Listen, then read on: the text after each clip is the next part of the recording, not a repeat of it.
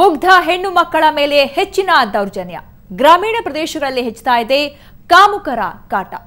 ಇದೇ ಇವತ್ತಿನ ವಿಶೇಷ ಕಾಮಪಿಶಾಚಿಗಳು.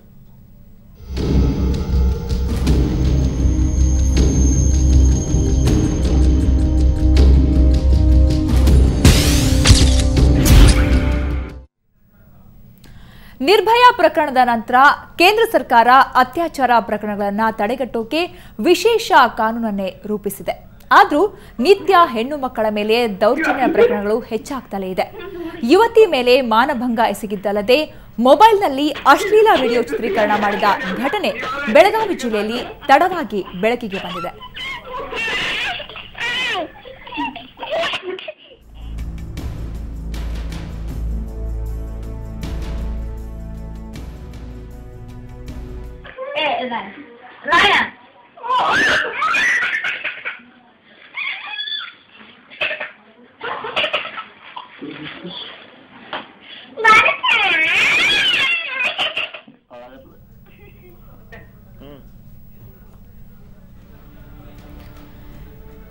ನಿರ್ಭಯ ಪ್ರಕರಣದ ನಂತರ ಕೂಡ ಇತ್ತೀಚೆಗೆ ಜಾಸ್ತಿನೇ ಆಗ್ತಾ ಇದೆ ಅಂತ ಹೇಳ್ಬೋದು ಅತ್ಯಾಚಾರ ಪ್ರಕರಣಗಳು.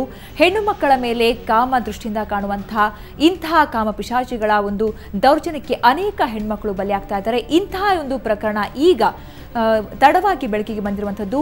ಮಾನಭಂಗ ಎಸಗಿದ್ದಲ್ಲದೆ ಮೊಬೈಲ್ನಲ್ಲಿ ಅಶ್ಲೀಲ ವಿಡಿಯೋವನ್ನು ಚಿತ್ರೀಕರಣ ಮಾಡಿದ ಘಟನೆ ಬೆಳಗಾವಿ ಜಿಲ್ಲೆಯಲ್ಲಿ ತಡವಾಗಿ ಬೆಳಕಿಗೆ ಬಂದಿದೆ.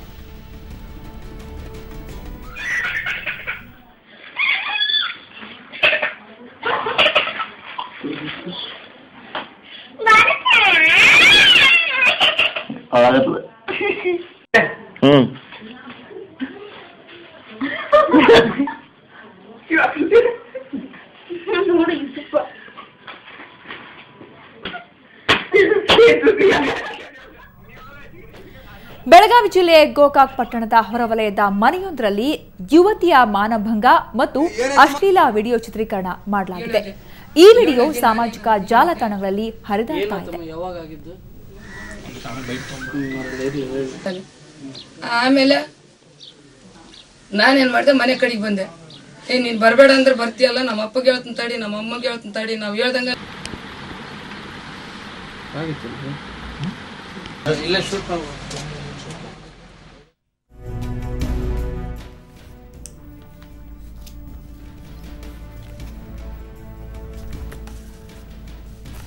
ಇನ್ನು ಬಳ್ಳಾರಿಯಲ್ಲೂ ಕೂಡ ಹೇಯ ಕೃತ್ಯವೊಂದು ನಡೆದಿದೆ.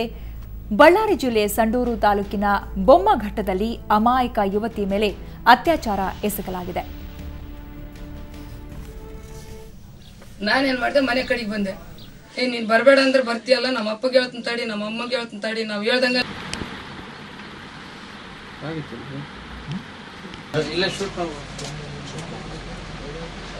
ಇದು ಒಂದೇ ಕಾಪಿ ಐತಿ.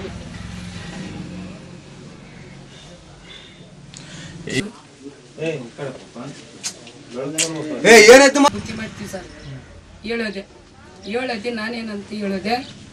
ಏನಾತಮ್ಮ, ಯಾವಾಗ ಆಗಿದ್ದು? ಆಮೇಲೆ ನಾನೇನ್ ಮಾಡಿದೆ, ಮನೆ ಕಡೆಗೆ ಬಂದೆ. ತುಪ್ಪ ಕೇಳುವ ನೆಪದಲ್ಲಿ ಕೂಡ ಮನೆಗೆ ಬಂದ ಗ್ರಾಮದ ಲಕ್ಷ್ಮೀಪತಿ ಎಂಬಾತ ಯುವತಿಯ ಮೇಲೆ ಅತ್ಯಾಚಾರ ಎಸಗಿದ್ದಾನೆ. ಯುವತಿಯ ಮನೆಯವರು ಹೊಲಕ್ಕೆ ತೆರಳಿದ್ದ ವೇಳೆ ಮನೆಗೆ ನುಗ್ಗಿ 19 ವರ್ಷದ ಯುವತಿ ಮೇಲೆ ಅತ್ಯಾಚಾರ ಎಸಗಿದ್ದಾನೆ ಪಾಪಿ. ಮನೆಯವರು ಬಂದಾಗ ಕಾಮುಕ ಲಕ್ಷ್ಮೀಪತಿ ಪರಾರಿಯಾಗಿದ್ದಾನೆ.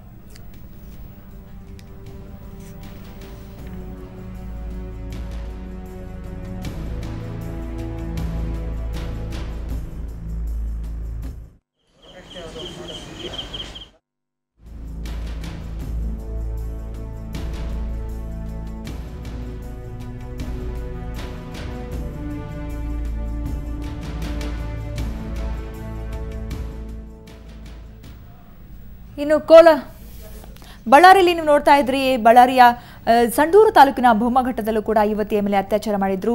ತುಪ್ಪ ಕೇಳು ನೆಪದಲ್ಲಿ ಮನೆಗೆ ಬಂದ ಲಕ್ಷ್ಮೀಪತಿ ಅನ್ನುವಂತಹ ಕಾಮುಕ 19 ವರ್ಷದ ಯುವತಿಯ ಮೇಲೆ ಅತ್ಯಾಚಾರ ಎಸಗಿದ್ದಾನೆ. ಇನ್ನೇನು ಮನೆಯವರು ಬಂದ್ರು ಅಂತ ಗೊತ್ತಾದ ತಕ್ಷಣ ಅಲ್ಲಿಂದ ಲಕ್ಷ್ಮೀಪತಿ ಪರಾರಿಯಾಗಿದ್ದಾನೆ. 19 ವರ್ಷದ ಯುವತಿಯ ಮೇಲೆ ಅತ್ಯಾಚಾರವೆಸಗಿದ್ದಾನೆ. ತುಪ್ಪ ಕೇಳೋಕೆ ಬಂದು ನೆಪ ಮಾಡಿಕೊಂಡು ಬಂದಂತಹ ಲಕ್ಷ್ಮೀಪತಿ ಈ ಒಂದು ಕೃತ್ಯವನ್ನು ಮಾಡಿದ್ದಾನೆ. ಬಳ್ಳಾರಿಯ ಸಂಡೂರು ತಾಲೂಕಿನ ಬೊಮ್ಮಘಟ್ಟದಲ್ಲಿ ಅಮಾಯಕ ಯುವತಿಯ ಮೇಲೆ ಅತ್ಯಾಚಾರ ಆಗಿರುವಂಥದ್ದು. ಯಾಕಂದ್ರೆ ನಿರ್ಭಯ ಪ್ರಕರಣದ ನಂತರ ಕೂಡ ನಾವು ದಿನೇ ದಿನೇ ಇಂತಹ ಒಂದು ಪ್ರಕರಣಗಳನ್ನ ಗೊತ್ತಾಗದಂತಹ ಒಂದು ಹಳೆಯ ಒಂದು ಪ್ರಕರಣವನ್ನ ಮತ್ತಷ್ಟು ಮರುಕಳಿಸುವಂತೆ ಅನೇಕ ಯುವತಿಯರ ಮೇಲೆ ಇಂತಹ ಒಂದು ಅತ್ಯಾಚಾರ ಪ್ರಕರಣಗಳು ಆಗ್ತಾನೆ ಇದೆ. ಎಸ್ಪೆಷಲಿ ಹಳ್ಳಿಗೆ ಒಂದು ಹಳ್ಳಿಗಾಡುಗಳಲ್ಲಿ ಹೆಣ್ಮಕ್ಳ ಮೇಲೆ ಇಂತಹ ಒಂದು ಅತ್ಯಾಚಾರ ಪ್ರಕರಣಗಳು ಜಾಸ್ತಿ ಆಗ್ತಾ ಇದೆ ಅಂತ ಹೇಳ್ಬೋದು. ಯಾಕಂದ್ರೆ ಅಲ್ಲಿ ಒಂದು ಒಂಟಿ ಹೆಂಗಸಿರುವಂತಹ ಒಂದು ಮನೆಗೆ ಹೋಗ್ತಾರೆ. ಹೀಗೆ ಇದೇ ರೀತಿ ಪರಿಚಯ ಇದ್ದರೂ ಕೂಡ ಪರಿಚಯ ಇರುವಂತಹ ವ್ಯಕ್ತಿಗಳಿಂದಲೇ ಇಂತಹ ಒಂದು ಅಪಾಯಗಳು ಆಗಿರುವಂಥದ್ದು ಈಗ ನಿಮ್ಗೆ ನೋಡ್ತಾ ಇದ್ದೀರಾ. ಈಗ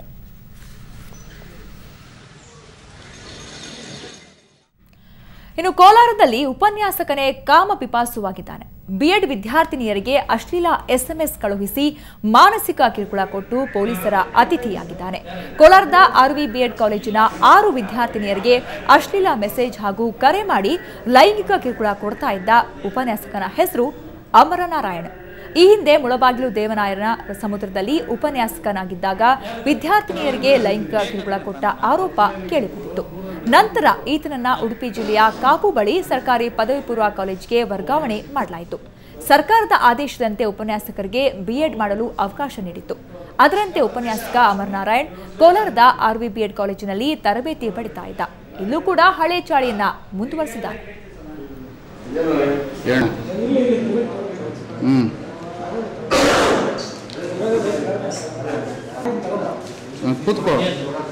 ಕೂತ್ಕೋ ಆರಾಮಾಗಿ.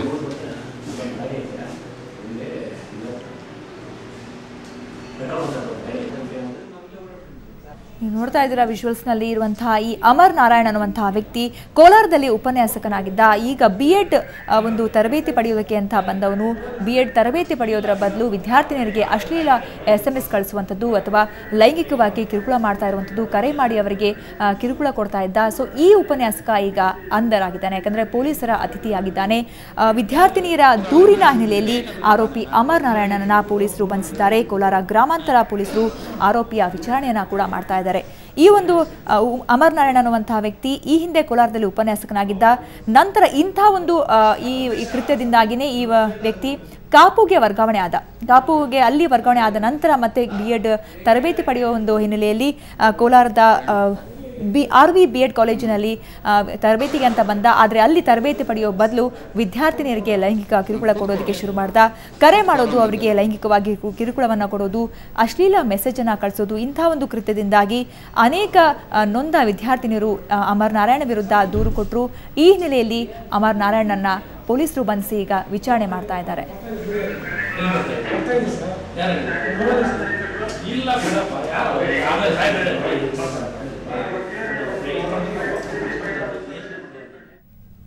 ಇನ್ನು ಯಾದಗಿರಿಯಲ್ಲೂ ಕೂಡ ಅನ್ಯಾಯದ ವಿರುದ್ಧ ಹೋರಾಟ ನಡೆಸುವ ಮುಖಂಡನೇ ಅಂಗನವಾಡಿ ಶಾಲಾ ಶಿಕ್ಷಕಿಯ ಮೇಲೆ ಕಣ್ಣು ಹಾಕಿ ಮಂಚಕ್ಕೆ ಕರೆದಿದ್ದಾನೆ. ಶಿಕ್ಷಕಿಗೆ ಲೈಂಗಿಕ ಕಿರುಕುಳ ಕೊಟ್ಟಿದ್ದಾನೆ. ಸುರಪುರ ತಾಲೂಕಿನ ದಾಸರಗೋಟ ಗ್ರಾಮದ ಅಂಗನವಾಡಿ ಶಿಕ್ಷಕಿ ಮೇಲೆ ಕಾಮದ ಕಣ್ಣು ಹಾಕಿದ ಕರವೇ ಅಧ್ಯಕ್ಷ ರಮೇಶ್ ಬಿರಾದಾರ್ ಸದ್ಯ ತಲೆಮರೆಸಿಕೊಂಡ ಆರೋಪಿ. ಶಿಕ್ಷಕಿ ಮುತ್ತಮ್ಮಳಿಗೆ ಕಳೆದೆರಡು ದಿನಗಳಿಂದ 40ಕ್ಕೂ ಹೆಚ್ಚು ಬಾರಿ ಪದೇ ಪದೇ ಫೋನ್ ಮಾಡಿ ಬಿರಾದಾರ್ ಕಿರುಕುಳ ಕೊಡ್ತಾ ಇದ್ದಂತೆ. ಕರೆದಲಿಗೆ ಬರದೇ ಇದ್ರೆ ಆಸಿಡ್ ಹಾಕೋದಾಗಿ ಬೆದರಿಸ್ತಾ ಇದ್ದಂತ ಕಂಗಾಲಾದಂತ ಶಿಕ್ಷಕಿ ನ್ಯಾಯಕ್ಕಾಗಿ ಕೊಡೇಕಲ್ ಠಾಣೆಯ ಮೆಟ್ಟಿಲೇರಿದ್ದಾರೆ.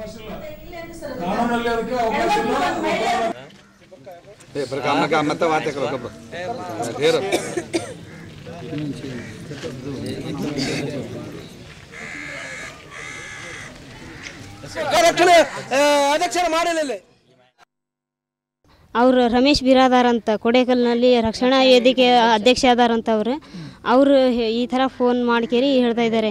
ಆಮೇಲೆ 10 ಸಲ ಒಂದು 3-4 ಥರ ನಂಬರ್ಲಿಂತ 10-12 ಸತಿ ಫೋನ್ ಬಂದಿದ್ದಾರೆ. ಮೀಟಿಂಗ್ದಾಗ 100 ಜನ ಕುಂತಿದ್ರು. ಮೀಟಿಂಗ್ನಲ್ಲಿ ಬಂದು ಕೇರಿ ಇಷ್ಟು ಯಾವುದೋ ಒಂಥರ ಬಾ ಇಲ್ಲಿ ಅಂತ ಕೇರಿ ಕರೆದು ಕೇರಿ ಕೈ ಮಾಡು, ಅಷ್ಟು ಜನರಲ್ಲಿ ಕೈ ಎಳ್ಕೊಂಡು ಹೋಗ್ಕೇರಿ. ಆಮೇಲೆ ನೀ ಬರ್ಲಿಕ್ಕಂದ್ರೆ ನೀ ಎಕ್ಸೈಡ್ ಹಾಕ್ತೀನಿ, ಅದು ಹಾಕ್ತೀನಿ ಎಲ್ಲ ಈ ಥರ ಹೇಳಕತ್ತಿದ್ದಾನ್ರಿ. ನೋಡಿದ್ರಲ್ಲ ವೀಕ್ಷಕರೇ, ರಾಜ್ಯದ ಅನೇಕ ಕಡೆಗಳಲ್ಲಿ ಇಂತಹ ಕಾಮ ಪಿಶಾಚಿಗಳು ಇದ್ದೇ ಇದ್ದಾರೆ. ಈಗ ಯಾದಗಿರಿಯಲ್ಲಿ ನೋಡ್ತಾ ಇದ್ದೀರಾ, ಅನ್ಯಾಯದ ವಿರುದ್ಧ ಹೋರಾಡ್ತೀವಿ ಅಂತ ಸಂಘಟನೆ ಕಟ್ಕೊಂಡು ಅದರ ಅಧ್ಯಕ್ಷನಾಗಿರುವಂತಹ ವ್ಯಕ್ತಿಯೇ ಶಿಕ್ಷಕಿಯನ್ನ ಸರ್ಸಕ್ಕೆ ಕರೆದಿರುವಂಥದ್ದು. ಮಂಚಕ್ಕೆ ಬರೆದಿದ್ರೆ ಆಸಿಡ್ ಹಾಕ್ತೀನಿ ಅಂತ ಬೆದರಿಕೆ ಬೇರೆ ಹಾಕಿದ್ದಾನೆ. ಸೊ ಆದರೆ ತನ್ನ ಬಂಡವಾಳ ಯಾವಾಗ ಗೊತ್ತಾಯಿತು, ಎಲ್ಲರಿಗೂ ಗೊತ್ತಾಗುತ್ತೆ ಇನ್ನೇನು ನಾನು ಸಿಕ್ಕಾಕೊಳ್ತೀನಿ ಅಂದಾಗ ಅಲ್ಲಿಂದ ತಲೆಮರೆಸಿಕೊಂಡಿದ್ದಾನೆ. ಆರೋಪಿ ಕರವೇ ಅಧ್ಯಕ್ಷ ರಮೇಶ್ ಬಿರಾದಾರ್ ಅಂತ. ಸದ್ಯ ತಲೆಮರೆಸಿಕೊಂಡಿರುವಂತಹ ರಮೇಶ್ ಬಿರಾದಾರ್ಗಾಗಿ ಪೊಲೀಸರು ಹುಡುಕಾಟ ನಡೆಸ್ತಾ ಇದ್ದಾರೆ. ಯಾದಗಿರಿಯಲ್ಲಿ ಅನ್ಯಾಯದ ವಿರುದ್ಧ ಹೋರಾಟ ನಡೆಸ್ತೀನಿ ಅಂತ ಮುಖಂಡನ ವೇಷ ಹಾಕೊಂಡಿದ್ದಂತಹ ರಮೇಶ್ ಬಿರಾದಾರ್ ತಾನೇ ಶಿಕ್ಷಕಿಗೆ ಲೈಂಗಿಕ ಕಿರುಕುಳ ಕೊಟ್ಟಂತ ಆರೋಪ ಎದುರಿಸ್ತಾ ಇದ್ದಾನೆ.